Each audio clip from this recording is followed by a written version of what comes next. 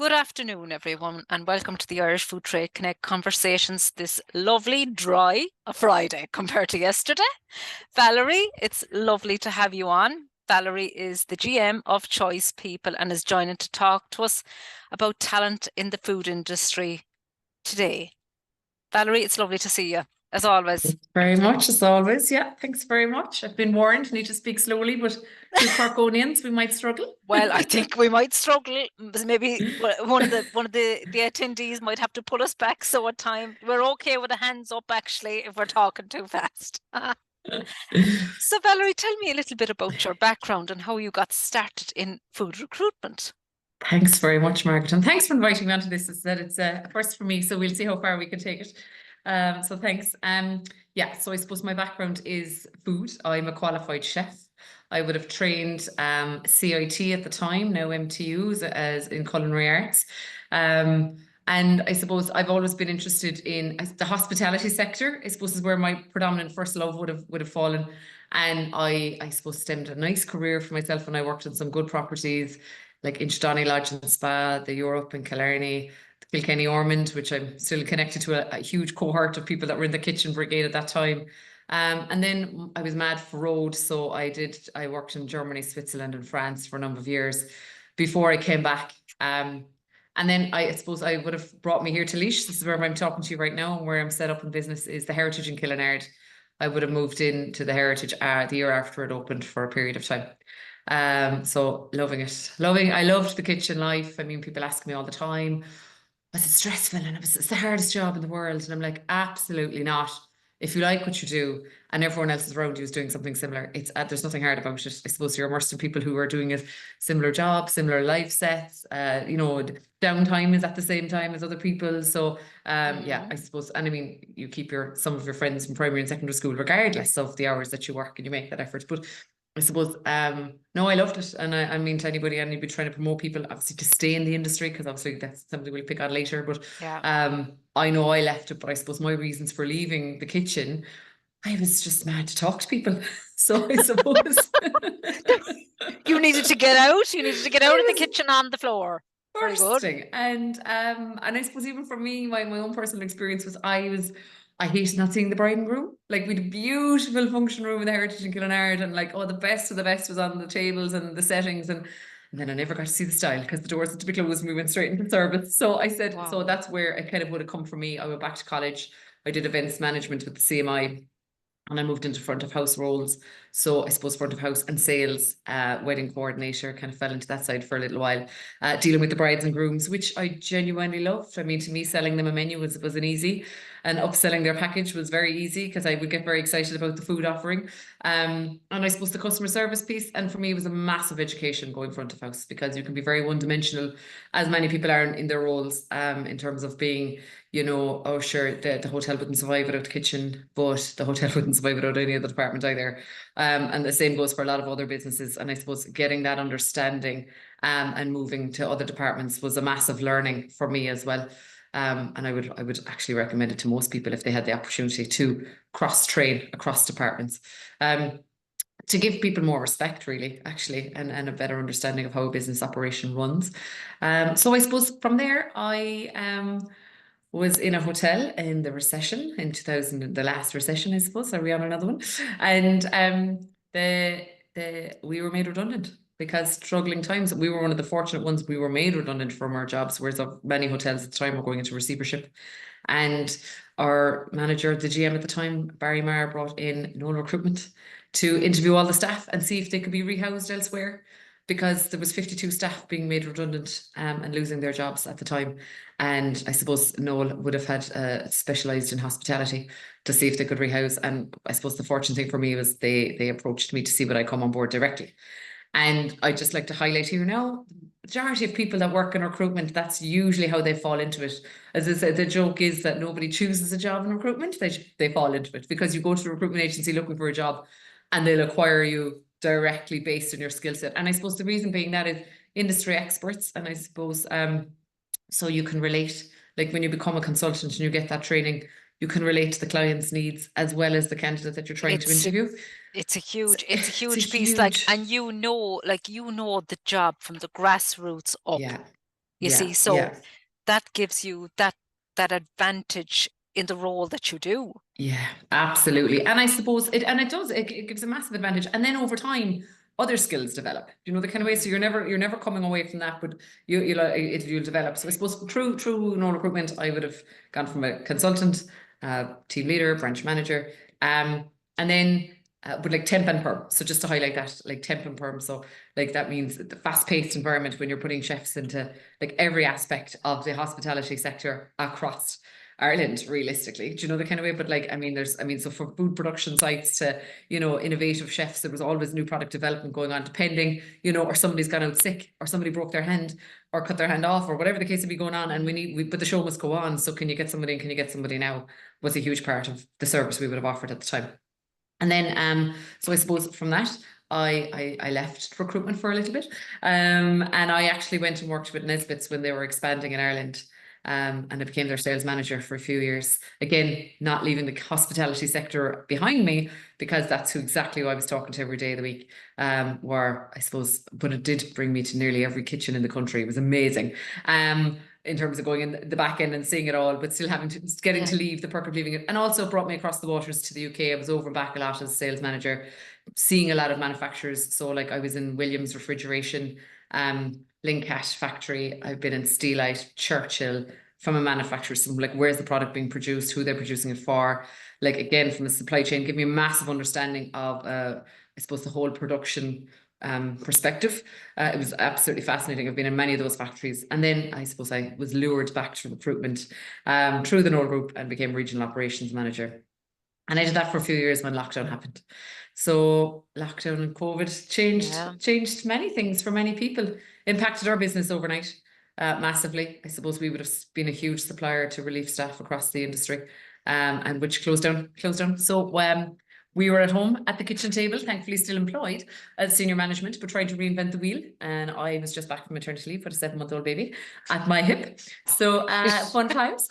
And it doesn't stop, all right, does it? Like the child to be on the hip in this industry, absolutely, yeah. And I was very fortunate, I suppose. I was approached by my employers. They have several recruitment agencies across the country, and they asked if I would like to set up a business locally. And I suppose at the time, locally meant like we were in a position, people are quick to forget, but you couldn't travel 2 kilometers, then 5 kilometers, and then you couldn't leave your county. So I suppose it was being quickly identified as we were all like, go green, but shop local, and everything was becoming more local. And we were trying to source local, you know, within Ireland and not internationally. And like very quickly, we all had to be very, you know, I suppose, proactive. They could then identify as well that there was possibly a need locally for recruitment, and there was, because there was nothing else in Laois at the time. So with the backing of Facilitas Management, I set up Choice People. So I suppose from creating a name, creating a brand, content for a website, that in itself is a massive learning curve. Like, it's huge. Took a good few weeks to figure it even all out, and write and rewrite and find an available domain and find, you know, who names are you talking to. I won't tell you what happened to me a couple of weeks ago with a website. Or no, actually, I hacked my own email. But anyway, that's like I'll be honest about it, because when you're trying to work these things out, like I had poor Rachel's heartbroken at 8:30 at night, like trying to how I unhack myself. Anyway, but this is maybe where I need an IT person to come in and help me. But I know it is difficult when you're trying to set up a business by yourself, and there's certain skill sets that are just, you've always had them in house and now you don't have them. Yeah. And I suppose and that's where I am fortunate, because I still have access to in-house. Do you know the kind of way? So I suppose I'm a little bit more privileged, but it also supports when I'm going for those bigger business requirements and clients as well, that I can back it up with, like, I mean, we've serious data protection and, you know, and everything else as well. So like, it makes, I suppose, massively reassuring when you're going out to a new client, you know, so it's a point of view. Absolutely. And GDPR, it's imperative. So I suppose we're nearly coming up on nearly 4 years now. So well done, Valerie. That's well done. That's an achievement. Thank you. And I suppose 2 of those years were still in lockdown, so like crazy times. But even to who was my target audience, I mean, my natural diversion would have been hospitality, because it was my, you know, I suppose my backbone. But the industry was closed. Like I literally, my business opened, but the industry was closed. There was nobody to call. So one of my first clients actually that I would have signed was was a very large food production company. Again, due to previous connections, I reached out to everyone who I knew, as you do when you're going out on your own and setting it up. And hi, I'm here now. So yeah, and I was very lucky. So I suppose that really instigated my journey onto the food industry, even though I was all very much like a lot of my career would have been like relatable and ran transient to it. But I suppose this to me would have, it just really bedded it down. So like really got me inside the door. And I love doing site visits too. Like I love going, like you should see me like going out to, it's like going to a candy store, but it's like going onto a production site and seeing how the entire operation runs and getting that understanding and even the enormity of the machinery. I'm like, oh my God, it's amazing. How big can they make the vats that like soups are made in? Or like, I mean, the cheese factory over the road from me is just, oh, it's ridiculous the size of the machine, like the custom made machinery that goes into that process is phenomenal. So, and I love having that understanding. And then I suppose it's really imperative that we have that understanding to relate it back to the candidate when you're interviewing them. Yeah. Because you need to give them that visual in advance, or you need to prepare them, or you know from their previous experiences, they're completely going to be stepping out of their comfort zone by even going for this particular role. And you're talking them through, and are they suitable for the role? Or look, this actually probably wouldn't be the role for you, and why, you know. So I suppose having those site visits at the beginning when you're setting up new clients is imperative to the business. Yeah. Yeah, I suppose understanding your client's business as well to put the right fit of a person, because Absolutely. often, and I see it often, the wrong fit goes into the wrong company, and Yeah. it doesn't last, it doesn't work. No, it doesn't last. And a big part of it, genuinely, and I mean, I suppose it comes down to who you get to meet within the company. I mean, and again, understanding a company values, not everyone in the company realizes that they even have company values. You know, the kind of way, so it's a case of like, It's true. and you know, or what's the culture of the company, and or what, you know, so I suppose, and if you're taking on a pivotal, you know, I suppose senior appointment, like, are you trying to change that narrative? Or is everything, you know, as it stands at the moment and you want to drive forward in a positive light? So I suppose there's massive understandings that you need to get. And I suppose the more, I suppose, the client is willing to let you in, the more, I suppose, you're going to move that process along in a speedy way, as opposed to like, you know, over and back, you know. And do you find the client does let you in? Do you find they let you into their plans, or yeah, how do you find that? Like, is it difficult? Yes, it's difficult. But I think a lot of it, like most things in life, it comes down to building that rapport. Yeah. Like people buy from people, people do. sell from people. So if I suppose if they like you, do you know the kind of Yeah, way it's true. they'll give you that information. And I suppose I would also take no offense if I'm not their cup of tea, or the business choice people is not for them and they'll go elsewhere. That's fine, because I suppose what you don't want is a stagnant relationship either. And you know, so like you're constantly sending them the CVs, but they're never looking at yours because sure they're coming from you, you know, the kind of way. So like Yeah. that's not Yeah, good. But people also aren't, I suppose, that honest. It'd be great if they were, like to a point, you know. There's nothing, but like no, I just think no, I think relationship building, there's massive assets to it, and I suppose that's where that relationship comes over time. So initially, you know, you may do the phone call, whatever, then you go doing a site visit and having that face-to-face interaction is imperative, because it might only have you penciled in for 30 minutes and you could be still there 2 hours later, you know, the kind of way. And that's where the conversation goes. And I mean, that's where the open questions come from, or, you know, genuinely in terms of like, okay, and then all of a sudden you're leaving and you know all about who's playing GA tomorrow, you know, what child is playing whatever. And like, that's not where the conversation started out, you know, the kind of way. And then it's a case of you're following up next week and I'll be in touch with pricing. The conversation wasn't that either, you know. I suppose it just depends on, it can just genuine, and depends on somebody's circumstances, how busy they are, how big the company is, you know. But yeah, I think the better, stronger understanding you can have with the business, the easier it is to support them. Because then I suppose on a day that you're not recruiting for their role, their business, but you come across a potential excellent candidate, you don't feel intimidated by floating them, just saying, look, I was thinking of you, this could be for you, how are you fixed?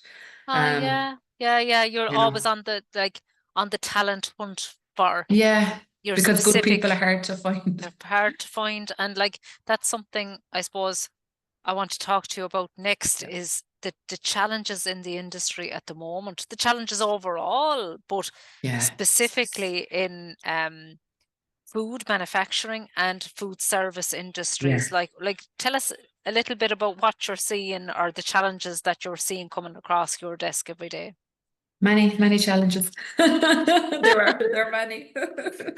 And there are. And I mean, it is, I suppose, in terms of accruing the requirements that people have, you know, the kind of way that I suppose they're ever evolving, ever changing. We do know that I suppose employment is at nearly 2.8 million at the moment. It's at the highest peak it's been at ever. Obviously, we've had an extra influx of people with knowledge in this industry have moved in as well, which is fantastic. But I suppose, where are the skilled people gone? Where are the people with common sense gone? You know, so it's a case of like those Where are they they're gone? Yeah. they're, you know, I suppose so, like, life has evolved and changed, and our phones and all the rest of it have changed that. I suppose I suppose how people communicate, how people work, and I suppose around like things that are jobs that are, I suppose, in demand at the moment, like production planning, supply chain, quality assurance. They're all, I suppose, you're always on the lookout for a good person. Do you know the kind of way? As in, the companies are always looking on for that. Oh, if you have one of those, because they're hard to find. But I suppose most companies don't have a huge amount of those people in-house. So there might only be 2 production planners in, depending on the production site. So what I would say is, like, if you take a geographical pool of, you know, Kildare or Dublin or whatever the case would be, how many do you have to your disposal, production planners, in the first place, who have the experience, who then, you know, I suppose tick all the boxes logistically, how far away they're living from the next job, you know, what circumstances they have currently, and I suppose how is the person going to attract them to their new job, you know, when the pool is already so short. And that It's a is, big part of it. it is, and these type of roles specifically, like what you're talking about there, and like production planning, supply chain, they're on-site roles, a lot of All these. on So site role. All this on is site. this is where, like, and a lot of talent today are looking for, they're looking for a part of hybrid working, but like when you are in that role, you do need to be on site. So where your business is based in the country can be challenged for that. Like it can be very, very challenging for that. Yeah, absolutely. And I think, I mean, little things like the other thing that's missing, gaps, I suppose, not even a gap, but production operatives. I mean, every company in the country doesn't have enough people on the production floor. There's no two ways about it. But like, it's a minimum wage role, even though minimum wage has increased several times in the last few years and on going up. I mean, one of the biggest issues at the moment, and where I would see this is going back from my 2010 head, people don't have cars. People don't have cars, and the bigger production sites aren't in the city, or they're not on a bus route. So, and I mean, minimum wage, which would have been 8.65 many moons ago, and actually dropped to 7.65 in 2011. They still had cars. They were still able to afford to put a car on the road, even though they were on minimum wage. So, are they carpool or That's whatever? very interesting. Yeah, isn't So it? I think so. It's really, I suppose, in terms of, like, you listen to IBEC and how we're moving forward, and there's so many positive stories, and there's such an influx of money in the country, and there's so many things.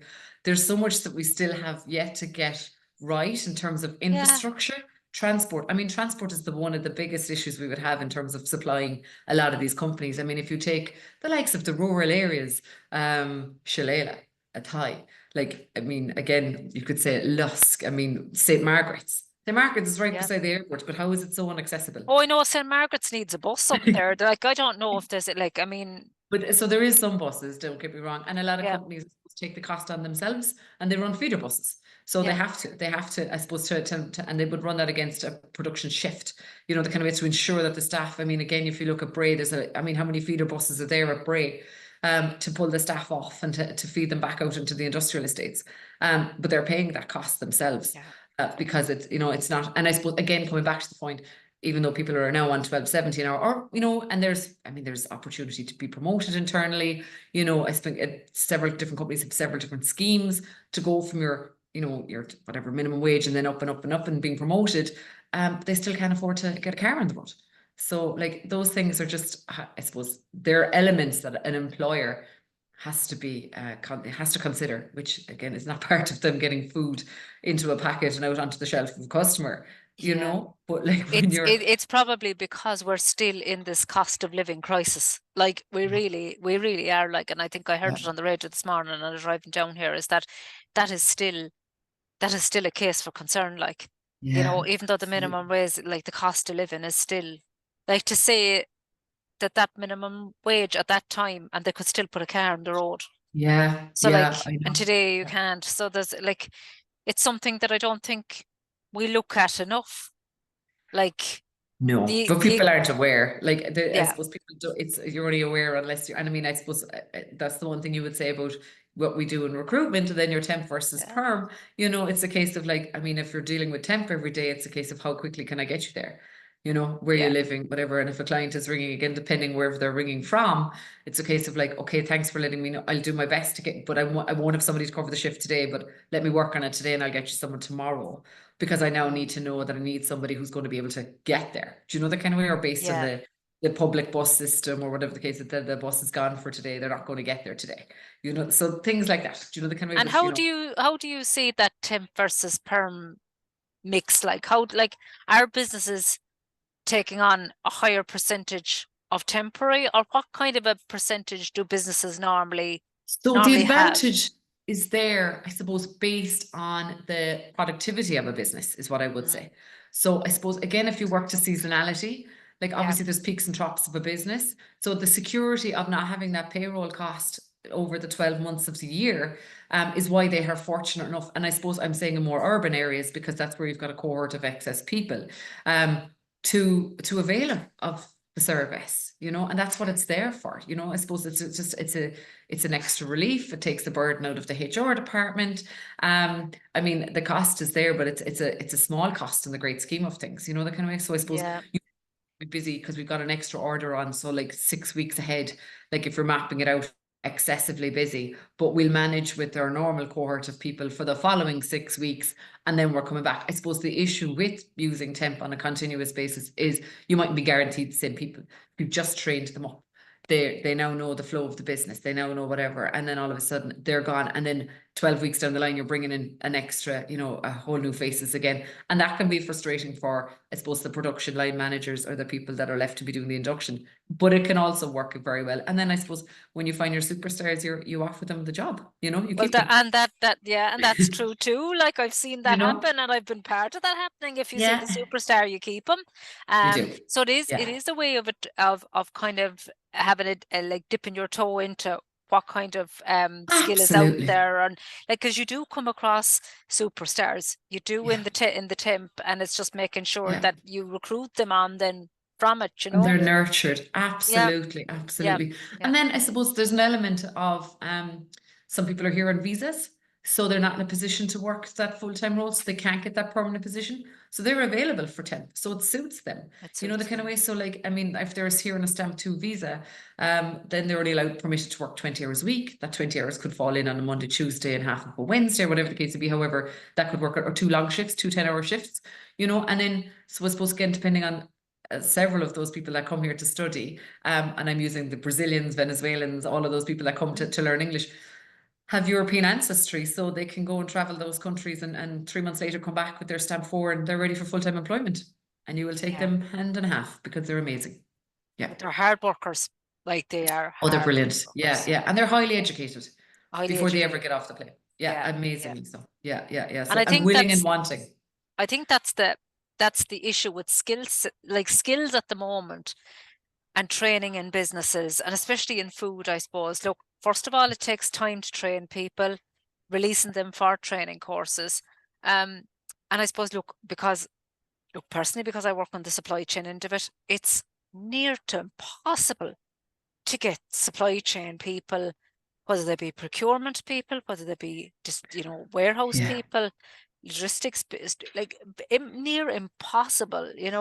So how do you see different areas, and what are the challenges that, like, what sectors are you seeing challenges in, like, or I like, and think it's every sector. say at a senior level, like with salaries and negotiating salaries, like, are you seeing people going back getting counter offered? Like, how often is that happening? Like, or Yeah. because sometimes the counter offer, look, money's one thing, but if you're Yeah. leaving a position, are you leaving for just more than money? More often than not, it is Yeah.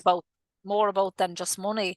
So what are you seeing in that kind of area? Like, it's bloody hard Extremely hard. at It kind of the, is. yeah, it is. Yeah. So I suppose there was two points to your question there. The first part in terms of shortages. So I Yeah. suppose like every industry, regardless of what you touch on at the moment, is is in demand. Like it's absolutely, and I mean, obviously the ones that are talked about, you've got your nurses, you know, going abroad. Like there's all of those sectors, absolutely. But I don't think anyone, mechanics, hairdressers, you name it, every service sector is absolutely in demand. But the decline would have started back in 2014 and ongoing. And I suppose we're in crisis mode, but it's 9 years later. And I suppose why was it not rectified then? I suppose, and not taking away from all the people who are exponentially trying to lure people onto those courses, I suppose, for a long period of time, and still is. I suppose there's a message out there that go to college, go to college, go to college, go to college, go to college, and that's amazing. Go to college, but if it suits you, and if you're available for it, and I suppose even now the statistics are showing that the drop offs are actually quite massive on year one, and then people take time out and then they'll come back out because I suppose they didn't know what they wanted the first time, but they're filling out a CEO form, but they don't know what they want to do. And it's I mean, I just interviewed a lovely girl there actually before I came on the call, really, really nice. She didn't go straight into college because like that, she just thought she was going to just be, she was reared in a house where you'd be, you know, go out and get a job, and she went out and got a job and did that for 3 years. But then was like, okay, now realize if I need to get more money, I need to have an education behind me. But then she knew what she wanted. And believe it or not, she's gone into a BA in food marketing. Woohoo. Whoa. And, you know, so yeah, nice. Like nice. She did a lovely 4 years there attached to her. So I was like, oh, lovely, lovely course to have done a BA in that in Cork. Really, really nice. And now potentially moving to Dublin for a potential role with a food production company. So like amazing. I mean, they'd be mad not to take her on, you know, the kind of way. So it's just a case of, but I think even having that insight, okay, she didn't go down the apprenticeship route, but there's so many people that should or could. And even you can still go back to further education thereafter or as a mature student. Or I think there's nothing wrong with being 27 and now deciding, okay, now I'm going to get the credentials to follow through with what I'd like to do.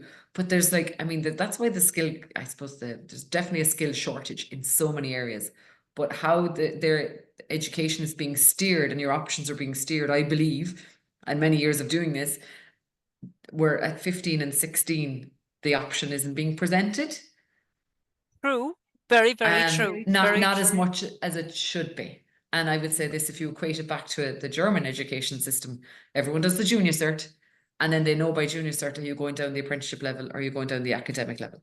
So you either do your leaving cert or the equivalent of, or you go down and do an apprenticeship route. And every profession over there is an apprenticeship. Everything. Like a waiter is an apprentice for 5 years, and you work your way up to maitre d' status. Like again, chefing, but like everything in that industry versus a hairdresser or a doctor or whatever. Obviously, if you're doing the doctor, you go the academic route first. But I just think there's an element to that. Where do we change it? We're behind. We're so behind and trying to. We're definitely trying it. Like I mean, I do a lot of work with the ETBs. Like there's some amazing courses. There's some amazing, and I just think they need to be encouraged. You know, they are options. So there is, how I do we think change it? we're very focused on, like, and I know myself, even with having 2 teenagers, you know, you want them to go to university because that's what you want for them. But, you know, I suppose I went back to study as an accountant after 20 years of doing nothing, of doing nothing but just working in the career. And like, when I look back on it now, it was the best thing I ever did. And when you get back into education, you get into it quite quickly again. Because you're interested in the course. You're interested in it because when you're in university, you mightn't be interested in the thing at all. You might, you know, so there is, and it's unbelievable to say that we're behind the curve with this, that this was happening 9 years ago and we didn't catch it, because now the industry is in disarray, like not just food, but everything. Because like I come across a lot of people where they're doing numerous couple of roles. They're actually doing the roles of 3 or 4 people in a food business that's scaling up hugely. But there's one person doing 3 or 4 roles, and they're learning a skill as they go along, but yet they've no one to hold their hand along the way to say, you know, this, you know, training and development, like it's huge a huge piece of it, like a huge piece of it. So I suppose coming back to your thing with regards to being counter-offered, that was the second question that you had earlier. So I suppose from a recruitment perspective, we try everything to avoid the counter-offer because it's painful. We all know it. Side note. And I suppose to me, and I suppose our understanding here in Choice People would be that people aren't giving us their full version of themselves at the recruitment process when we're doing the interview. If they're going to be counter offered. And I suppose the reason I would say that is it's a huge question we ask. It's a big part, it's built into our interview. So and I suppose it's built into it because we have all learned from the past. Do you know the kind of way? So I suppose questions, why did you apply for this role? Like, why did you apply for the job in the first place? Why would you like to leave your current role? There are two questions. So they're two separate questions. So like, why, why did you apply for the job? But why are you considering leaving is another big question. And then I suppose if you were successful in receiving this role and you were counter offered, would you stay? We actually ask the questions to make them think about it. And then I suppose we go down that, we investigate that a little bit further with a few more open questions, So, and it comes down to, is it culture? Are you leaving because, you feel you're being bullied or undermined? Because eventually when you talk enough to somebody, they will open up. It's no more than doing a site visit with a client. Like if you get them long enough, they will, I suppose, give you the full information, because most people just want to be honest. Can't help themselves. We're just honest people. Do you know the kind of way, which is a good thing.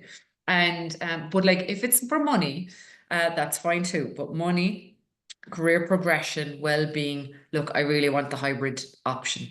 So the next thing we do is, have you talked to your current employer? Do they know this? Have you asked the question already? The majority of the time they haven't. They assume. Everyone assumes. They assume they're going to be told no. They assume there's no money, or that there's hybrid's definitely not an option. Or, like, I'd like to go on a course, and will the employer help you pay? Like, so actually I'm leaving for more money because I want to enroll in a course, whatever the case would be. Like if you talk to go back in it. So half the time we just encourage people to have that conversation and give them the confidence. And then if you still want to leave, then absolutely no problem. 100% we'll work with you. Or we mightn't get you now, but we might get you back in 6 months' time because it didn't work out after, they promised you the sun and stars and the pay rise and all the rest of it. Because I suppose a lot of people, the communication wouldn't always be great. I mean, this is a fact, and whoever's tuning in, I'm sure they can nod and agree. Communication isn't great on both sides. People are too busy doing their day job to talk to each other, or to talk things through, or talk through the issues, or, bring them on the journey of how the career or how the business is trying to expand at the moment. And, so like, oh my God, there's totally more money there for you because we're about to sign this new deal. We just didn't tell you yet, or, whatever the case may be. So that's very true. Very, very true. And I suppose when it comes down to then, so you've now handed in your notice, you've been offered the job, you're about to leave, you're telling your employer, straight away they're like, oh my God, what? You're leaving? And they might come from, it can go two ways. There's no two ways about it. They might think you've already disengaged, because if you've applied for other jobs, you've been out there interviewing, whatever, you're already switched off and you've left us already.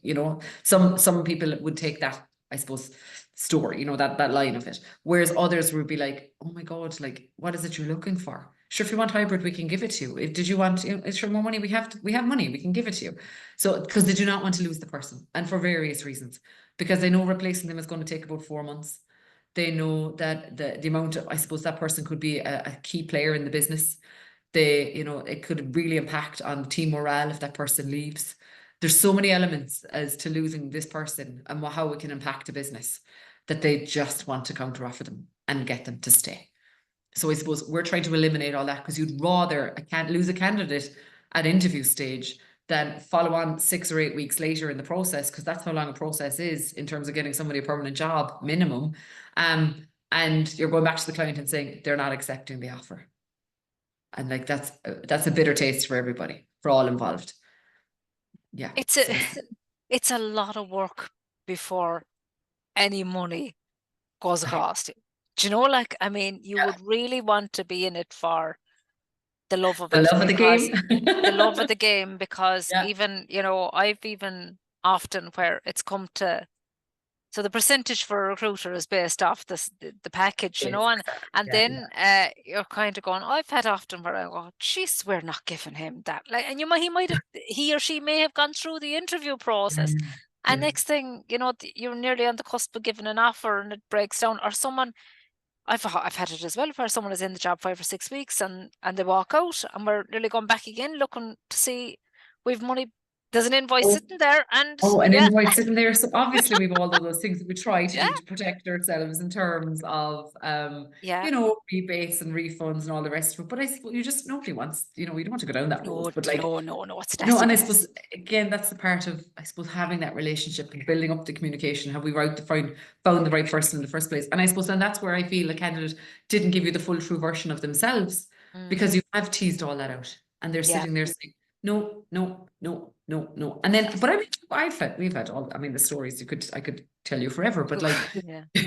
people are like they're now not leaving their job after getting an offer because sure, I never told my husband I was going through the recruitment process and I now need to be, it doesn't suit the, our family life for me to change, and like, so like, right, like, and I take it all at face value if I've heard every story. Yeah, and it's just part of what I suppose it's part of the job that you do, like, 110%. It Another really is. question Yeah. I had for you was, Yes.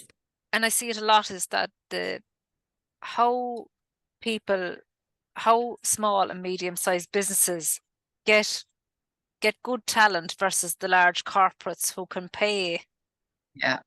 And we just but the touched top on the point dollar. there. Yeah, it's a difficult one. It's a difficult one. And I suppose what I have there, passion um, does not pay the bills, but it goes a long way, is what I would Yeah. say.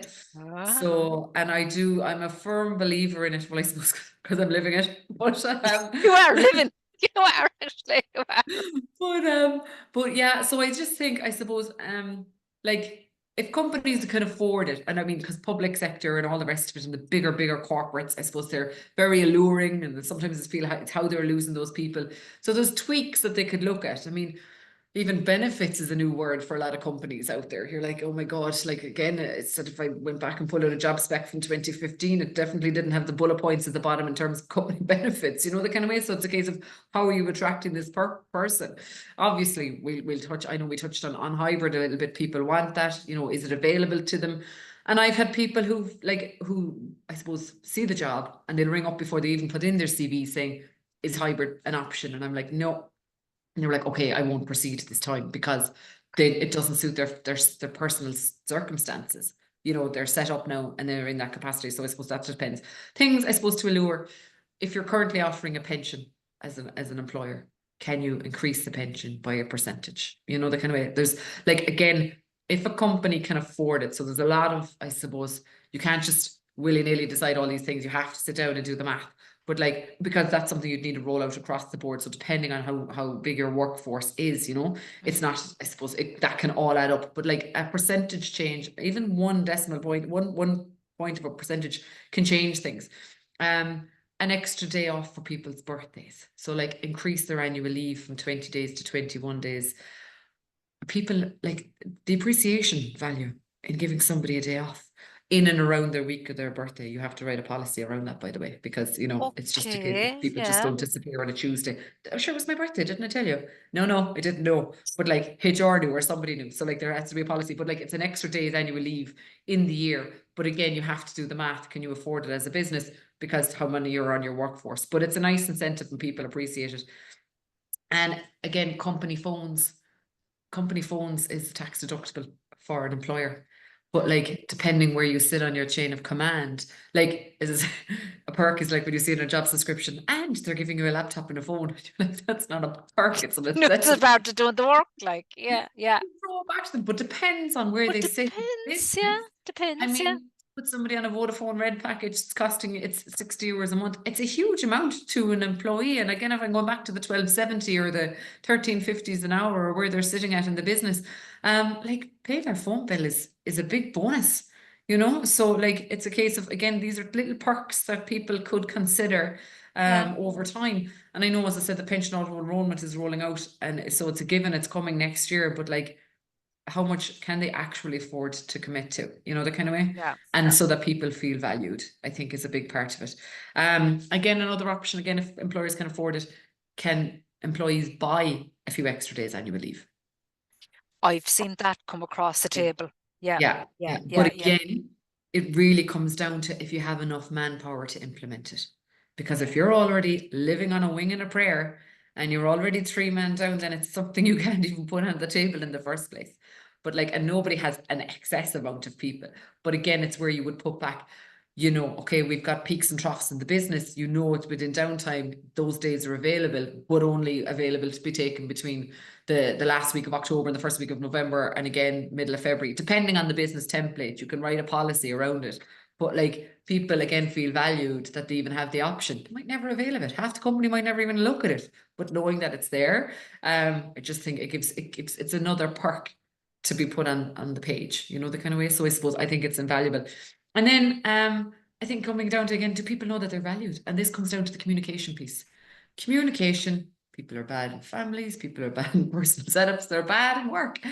People don't communicate. So I suppose, are they on that journey with you? So like conversations are being had at the top table all the time. 110% where we're at, what the figures look like, what the P&L is, what we're going to do next, all the rest of it. But I suppose if you're in the process of trying to expand your business or growth, or you're in an issue, there's an issue within the business and you're not growing, like you should possibly consider bringing people on that journey, because somebody's begrudged, they're possibly leaving because they're not being treated very well at the moment because all these other stresses are going on. But maybe they could alleviate the stresses, you know, the kind of way. So maybe they could be part of. So if everyone's involved in the journey, no, you don't have to disclose everything. But I just think if people are more involved, they feel valued and part of. And then that's where the passion piece comes along. They're invested and they're loyal because they're part of the process. You know, so I think there's a lot to be said for that. You know, whereas I think people are up and quick to leave, it's because sure nobody noticed them going anyway, you know. No, they're not involved on the Yeah. decision making. And I Yeah. suppose a lot you can see in family businesses, or what I see is that it can be it can be secretive at times Yeah. for valid reasons. But if you have a strategy, then you need to it needs to be implemented. And that's something that still struggles to happen, is Yeah.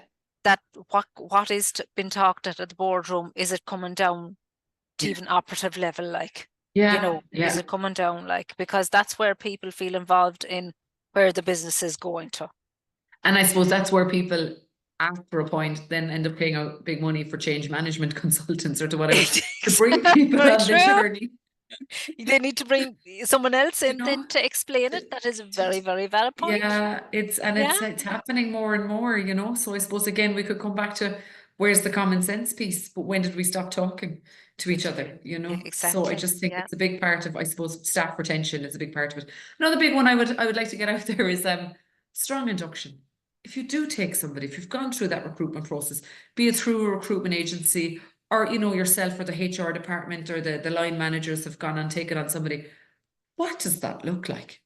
Like somebody turns up on day one, but like, are they being brought through? Do they understand what the business is? Other than the fact that they're going on a production line or whatever the case to be, like, do they genuinely? And so it's only when you move up the chain of command in a business do you get the full understanding of what a business is the majority of the time.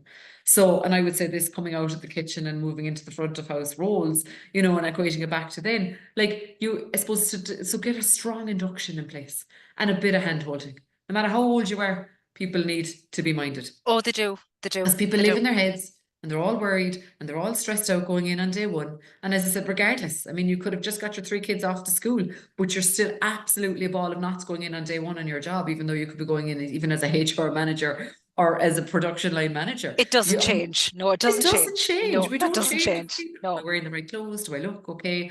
Will Yeah. somebody talk to me? Oh God, I wondered, well, what does the canteen situation look like now? Does everyone get a cup of tea at the same time? Like we all live like those, everyone has those questions, regardless Yeah. of where they're coming in from. So I just think have a strong, solid induction. Like again, if you're fortunate enough to have people to do a buddy system, some do, some don't. Majority don't. Majority don't. They just, because the biggest, they don't have the time. Nobody has the time. Oh my God, that new person's coming in today. Sure, like you shouldn't see it as a thorn in your side. You should see it as a massive bonus that we've got extra supports coming on board and we're going to bring that person along in the journey. And then I suppose whoever, depending if they're going to be their line manager, that they get check-ins with them. So like 2 weeks, 4 weeks, 6 weeks. If I place somebody with you, I'm checking in because I want to make sure as the person settling in, are you happy with their performance? Are they happy with your performance? That's what we do for a 12-week process.